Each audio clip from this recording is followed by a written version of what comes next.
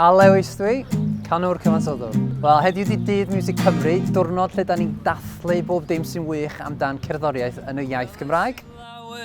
Wyneb gwag yn lliwio'r strydoedd, yr anrefn pyr sydd yn gysgu. Felly dwi yma yn Betws Coed yn y gorsaf tren a dwi yma i ddatgelu mod i'n mynd ar daith y mis Mai o gwmpas Cymru mewn partnariaeth efo Trafnidiaeth Cymru a fyddai'n mynd i bob un lleoliad ar y tren.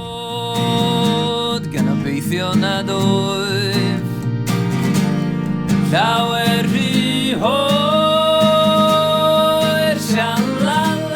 Felly, ia, fyddai'n mynd i bob un gig ar y tren a swn i'n hybu pawb sy'n dod i'r gigs hefyd i ddefnyddio trafnidiaeth cyhoeddus, boed o'n tren neu bws, a felly mae jyst yn ffordd lot mwy wyrdd o deithio.